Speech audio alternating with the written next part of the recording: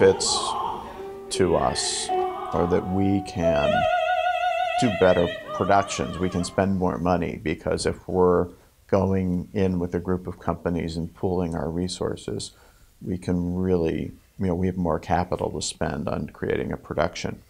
And when we're doing a co-production, we're basically sharing the physical part of the production, so the scenery, props, costumes, not the cast. So we have our own cast, and the quality level of the casts, I'm sure, is different at the different companies.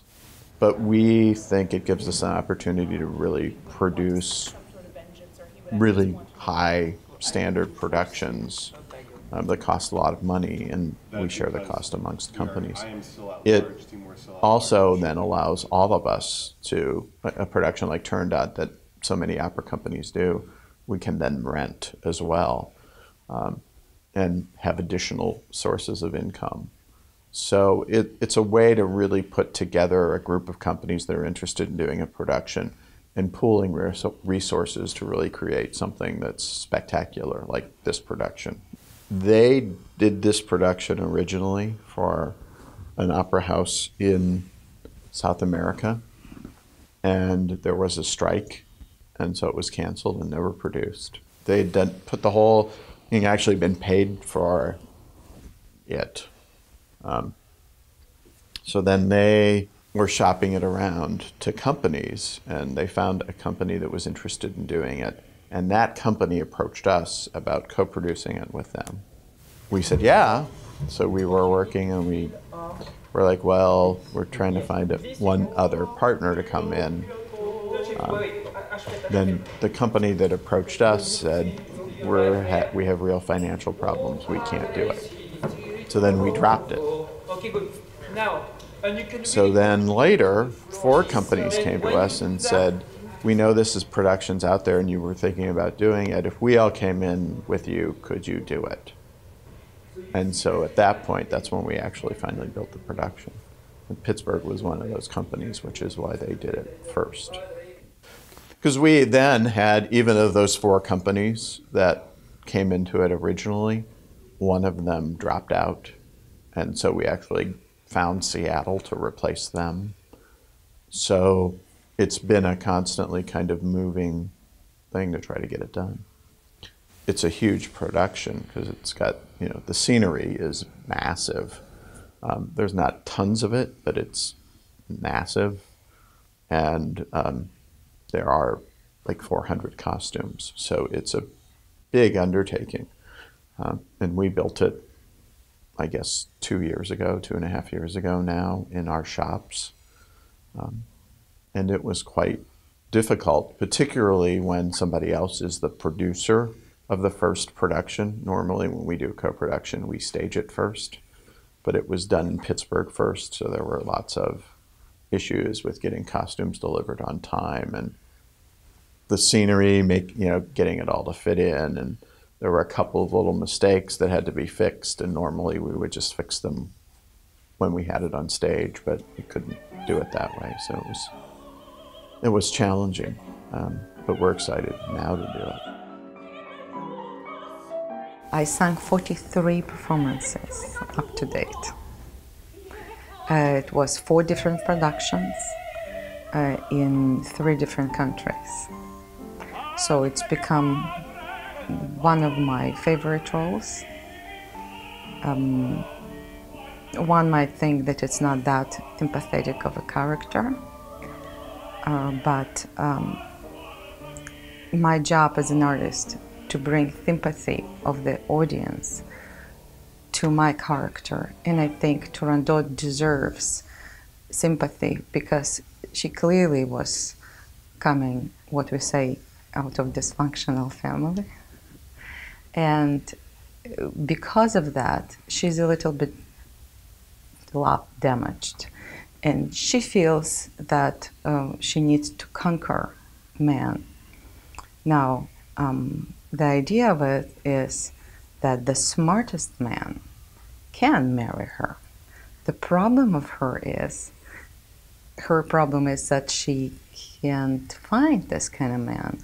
All the men which are coming cannot solve her 3 riddles. And the woman is so smart that she's changing the riddles all the time. So it's not the same riddles. Every time somebody new is coming, there are 3 different riddles. So nobody knows what she's going to come with. The woman is very bright, and there is no other heir to Chinese throne. So she's looking to be a Chinese empress, so to speak, if she doesn't marry. So you can look at this character as a modern feminist. Coming to extreme measure, of course, cutting man's head if the man doesn't solve the riddles. That's a little bit too bloody. I would say just go away, you're not good enough. But this is the conditions, and conditions are fair. She lies it on the table.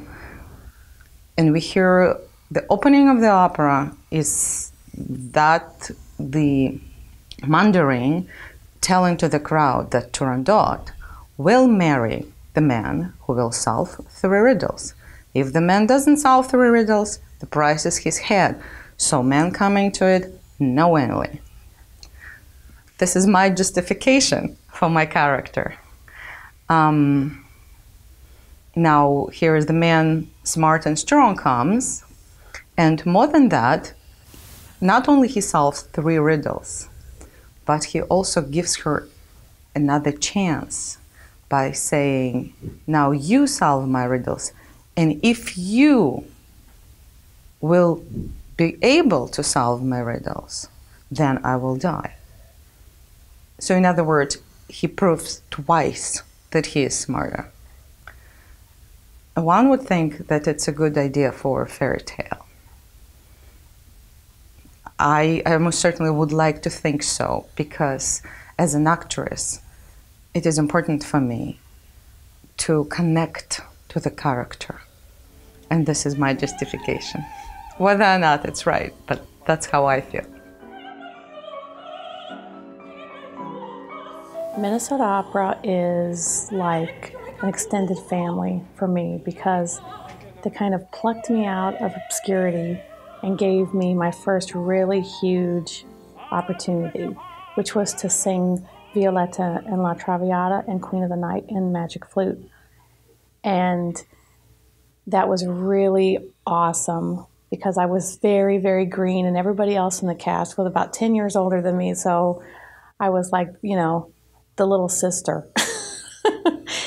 So, and then I've come back here to sing The Handmaid's Tale, which was a great opportunity because it was a brand new work, and it was a scary show. And then I sang Madame Mao in Nixon in China, which again was a very scary woman.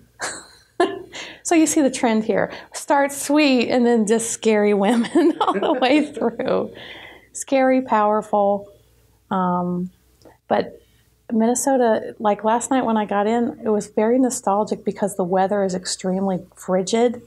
And that's the way it was the first time that I came. So to just drive through this area to remember and see my life from the vantage point now as to then, it's just like I can see like all this time and my growth as a performer and as a person. And it's just wonderful to be back here. This is such a wonderful place. I think this production in particular is different because the director really plays into that part of her that's hurt and wants to be loved. And it's a different tactic towards the piece, rather than just when you usually go see Turandot, everybody hates her in the audience and nobody really roots for her. So that when the tenor does say, "I'm in love with you," the whole audience is like, "Are you crazy? She's going to kill you," you know. So this is different because you get to see a glimpse of that fragile Turandot that you don't usually get to see.